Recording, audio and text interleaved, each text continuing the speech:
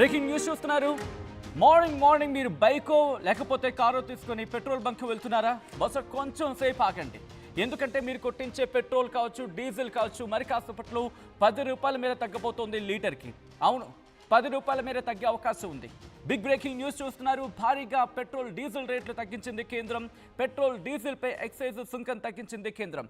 Diesel పై excise duty పూర్తిగా ఎత్తేసింది. ఇంతవరకు 10 రూపాయలు ఉండేది బహుశా, ఇఫ్ ఐఎమ్ నాట్ రాంగ్. ఇప్పుడు దాన్ని పూర్తిగా ఎత్తేసింది. డీజిల్ పై ఎక్సైజ్ డ్యూటీని పూర్తిగా నిల్ చేసేసింది. ఇప్పుడు పెట్రోల్ పై 10 రూపాయలు తగ్గించింది. పెట్రోల్ మీద ఇంతవరకు 13 రూపాయలు ఉంటాయి, ఇప్పుడు అది 3 రూపాయలకు చేరింది ఆ ఎక్సైజ్ డ్యూటీ. అండ్ డీజిల్ పై 10 రూపాయల నుంచి 0కు తీసుకొచ్చేసింది ఎక్సైజ్ డ్యూటీని కేంద్రం.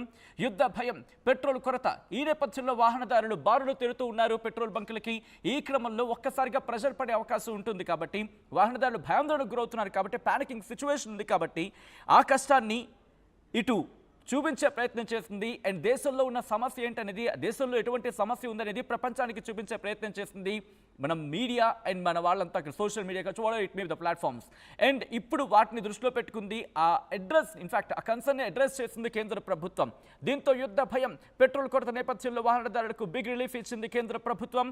ప్రస్తుతం హైదరాబాద్లో లీటర్ పెట్రోల్ 107 రూపాయలు. ఒకవేళ ఈ ధరలు మారిపోతే 97 రూపాయలకి చేరుకోబోతోంది లీటర్ పెట్రోల్ ధర. నిన్న నేను నా ఫ్రెండ్ బయటకు వెళ్తున్న సందర్భంలో ఉన్న ఏరియా మారిపోయే ప్రయత్నం చేస్తున్నాడు తను ఏకంగా. ఎందుకు పెరిగిపోతున్నాయి కాబట్టి నేను కాస్త ఆఫీస్కి దగ్గరలో ఉండే ప్రయత్నం చేస్తే కనుక నాకు కాస్త రెసిడెన్షియల్గా దగ్గరగా ఉంటుంది. దాంతోపాటు పెట్రోల్ కొరత లేకపోతే పెట్రోల్కి సంబంధించి ఇంపాక్ట్ చూపిస్తుందని చెప్పి. సో ఏ స్థాయిలో పెట్రోల్ కావచ్చు, డీజిల్ కావచ్చు, మనుషుల ప్రభావం మీద, అంటే రోజువారీ జనజీవనం మీద ఎటువంటి ప్రభావం చూపిస్తుందో అర్థం చేసుకోవచ్చు. అసలు అందుకే ఎక్సైజ్ డ్యూటీ అంటే ఏంటో మాట్లాడుకునే ప్రయత్నం చేద్దాం. సాధారణంగా జిఎస్టీ గురించి మాట్లాడుకుందాం. ఓకే, డీటెయిల్గా మాట్లాడుకుందాం. ఒకసారి మనతో పాటు అంతర్జాతీయ వ్యవహారాల నిపుణులు మన కోటేశ్వర మనతో పాటు జాయిన్ అవుతున్నారు. కోటేశ్వర దగ్గరికి వెళ్ళే ప్రయత్నం చేస్తాను. కోటేశ్వర గారు నమస్తే అండి. నమస్తే అండి. కోటేశ్వర గారు, కొద్దిసేపటి క్రితం కీలకమైన డెవలప్మెంట్ ఎక్స్పైల్ మీద తగ్గించేసింది. అది పెట్రోల్ మీద కావచ్చు, లేకపోతే డీజిల్ మీద కావచ్చు. ఈ పరిణామాలు ఎలా చూడాలి, అంటే దేనికి సంకేతంగా చూడాలండి? నేను అనుకోవటం అది ఎక్సైజ్ డ్యూటీ కాదు, సెస్లో అయి ఉండాలి. ఎందుకంటే ఎక్సైజ్ డ్యూటీ పెట్రోల్ డీజిల్ మీద చాలా తక్కువ ఉంది. అంత పెద్ద మొత్తంలో ఎక్సైజ్ డ్యూటీ కనుక తగ్గించేట్లయితే అది రాష్ట్రాల మీద కోత పడుతుంది. ఎందుకంటే ఎక్సైజ్ డ్యూటీలో మాత్రమే రాష్ట్రాలకి కేంద్ర ప్రభుత్వం వాటా ఇస్తుంది తప్ప సెస్సుల్లో వాటా ఇవ్వదు. అందుకని ఎక్సైజ్ డ్యూటీ తగ్గిస్తే రాష్ట్రాలన్నీ కూడా ఆందోళన చేస్తాయి, విమర్శిస్తాయి. నేను అనుకుంటున్నాను బహుశా సెస్సులు, ఎందుకంటే గతంలోనే నామమాత్రంగా ఉన్నటువంటి సెస్సులని 20 రూపాయలు 30 రూపాయలకి పెంచినటువంటిది కేంద్ర ప్రభుత్వం. అందుకని అది సెస్ అయి ఉంటుంది. తగ్గించారు అనేటువంటిది ఒక ప్రధానమైనటువంటి చర్చ. ఎందుకంటే ఇరాన్ పశ్చిమాసియా సంక్షోభం ప్రారంభానికి ముందు అంతర్జాతీయ మార్కెట్లో మన దేశం కొనుగోలు చేసినటువంటి ముడి చమురు ధర $72-75 మధ్య ఉన్నది ఒక బ్యారెల్. అటువంటిది ఇప్పుడు మనం మాట్లాడుకునేటువంటి సమయానికి $157 పెరిగింది. రెండో వైపు నయారా, రష్యన్ కంపెనీ అయినటువంటి నయారా పెట్రోల్ డీజిల్ రేట్లను పెంచుతూ ప్రకటన కూడా చేసినటువంటిది మనకి చూసాం. 5 రూపాయలు 6 రూపాయలతో, అంటే రాష్ట్రాన్ని బట్టి తేడా ఉంటుంది, పెంచింది. ఇటువంటి స్థితిలో కేంద్ర ప్రభుత్వము ఆకస్మికంగా ఎందుకు ఈ విధమైనటువంటి తగ్గింపు నిర్ణయం తీసుకున్నది అంటే 5 రాష్ట్రాల ఎన్నికల్లో ఓటర్లను ప్రభావితం చేసేందుకు అన్నది స్పష్టం. గతంలో కూడా ఉత్తరప్రదేశ్ లేదా ఇతర రాష్ట్రాల్లో ఎన్నికల సందర్భంలో ఇదే విధమైనటువంటి జిమ్మిక్స్ చేసి కొంతమేరకు తగ్గించారు. అంటే 2022 ఏప్రిల్ మొదటి వారం నుంచి ఆ రోజు అంతర్జాతీయ మార్కెట్లో మనం కొనుగోలు చేసినటువంటి ముడి చమురు ధర $105 మధ్య ఉన్నది. అప్పుడు నిర్ణయించినటువంటి ఈ $107 లేకపోతే $95 యొక్క ఈ ప్రైస్ ఏదైతే ఉందో, ఆ తర్వాత అంతర్జాతీయ మార్కెట్లో $60కి $64కి లేదా పశ్చిమాసియా సంక్షోభానికి ముందు $72కి పడిపోయినా కానీ కేంద్ర ప్రభుత్వం ఒక్క పైసా కూడా తగ్గించలేదు. అంతకుముందు ప్రకటించినటువంటి పాలసీ ఏమిటి? అంతర్జాతీయ ధరలు పెరిగితే వినియోగదారులకు పెంచుతాం, తగ్గితే తగ్గిస్తామని చెప్పారు. మరి 2022 ఏప్రిల్ నుంచి ఒకే ధరని ఎందుకు మెయింటైన్ చేశారు అంటే ఒక మాటలో చెప్పాలంటే పెట్రోల్ బంకుల దగ్గర వినియోగదారుల యొక్క జేబుల్ని పట్టపగలే కొట్టేసింది కేంద్ర ప్రభుత్వం మార్కెటింగ్ సంస్థలు.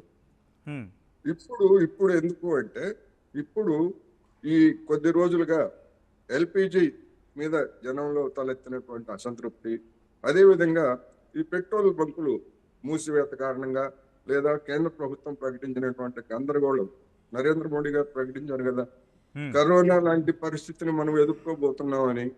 అంటే కరోనా లాంటి పరిస్థితి అనేసరికి జనానికి అర్థమైపోయి ఓహో లాక్డౌన్ పెట్టేస్తారేమోనని చెప్పేసి హైదరాబాద్, తెలంగాణ మొత్తం ఏ విధంగా పెట్రోల్ డీజిల్కి ఎగబడ్డారో చూసాం. ఈ సెగంతా తగిలిన తర్వాత జనంలో తలెత్తినటువంటి అసంతృప్తిని చల్లార్చేందుకు ముఖ్యంగా 5 రాష్ట్రాల్లో జరిగేటువంటి ఎన్నికల సందర్భంగా ఈ నిర్ణయం తీసుకున్నారు. మరి ఖచ్చితంగా ఇది ఎన్నికలను ప్రభావితం చేసేందుకు తీసుకున్నటువంటి నిర్ణయం తప్ప గతంలో డీజిల్ పెట్రోల్ ముడి చమురు ధర తగ్గినప్పుడు ఎందుకు తగ్గించలేదు? ఇప్పుడు $157 మనం కొనుగోలు చేసేటువంటి పెరిగినప్పుడు ఇప్పుడు ఎందుకు తగ్గించారు? ఏమిటి మొదలపు ఏమిటి? ఈ వాణిజ్య సూత్రం ఏమిటి అనేటువంటిది ప్రశ్న. అందుకని ఖచ్చితంగా ఇది ఎన్నికలను ప్రభావితం చేసేందుకు తీసుకున్నటువంటి చర్య. ఈ ఎన్నికలు అయిపోయిన తర్వాత పశ్చిమాసియా సంక్షోభం ఇలాగే కొనసాగితే లేదా అంతర్జాతీయ మార్కెట్లో ముడి చమురుల ధరలు ఇలాగే ఉండేట్లయితే మళ్ళా ఏదో ఒక పేరుతోటి పెంచడం ఖాయం అనేది ఈ సందర్భంగా నేను చెప్పదలుచుకున్నాను.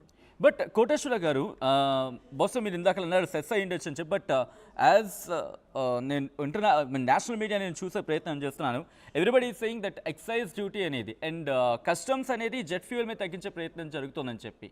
సో ఒకవేళ ఎక్సైజ్ అనుకుంటే కనుక ఇప్పుడు కొద్దిసేపట్లో ఈ రాష్ట్ర ముఖ్యమంత్రితో భేటీ ఉంది కాబట్టి ఇప్పుడు వీళ్ళ నుంచి ఒక నిరసన వ్యక్తమయ్యే అవకాశం ఉందా, లేకపోతే ఎలా చూడొచ్చు సార్ ఇప్పుడు దీని మీద? ఖచ్చితంగా కస్టమ్స్ డ్యూటీ అంటే మనం దిగుమతి చేసుకునే దాని మీద వేసేటువంటి పన్ను. కస్టమ్స్ అనేటువంటిది చాలా నామమాత్రం, ఎందుకంటే అసలే మనం దిగుమతి చేసుకున్నాం, దాని మీద చాలా నామమాత్రం. ఎక్సైజ్ డ్యూటీ ప్లస్ సెస్సులు ఉన్నాయి. ఈ ఎక్సైజ్ డ్యూటీ అనేటువంటి దానిలో మాత్రమే రాష్ట్రాలకు వాటా ఉంటుంది. అందుకని అదే కనుక నిజమైతే ఖచ్చితంగా రాష్ట్రాల ముఖ్యమంత్రులు, అది బీజేపీ పాలిత రాష్ట్రమైనా, కాంగ్రెస్ అయినా, లేకపోతే సిపిఎం అయినా, ఎవరైనా కానీ దాని మీద నిరసన తెలియజేసేటువంటి అవకాశాలు 100% ఉన్నాయి.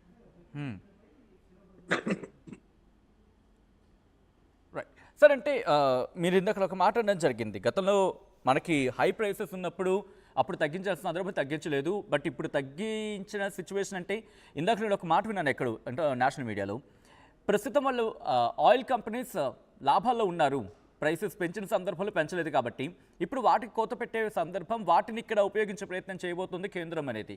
నిజంగా అది సాధ్యమవుతుందా? ఎందుకంటే ఇది కంప్లీట్గా ఆయిల్ కంపెనీస్ ఒక డెసిషన్ తీసుకొని ఎంత ప్రైస్కి తగ్గించే అవకాశం ఉంటుందా?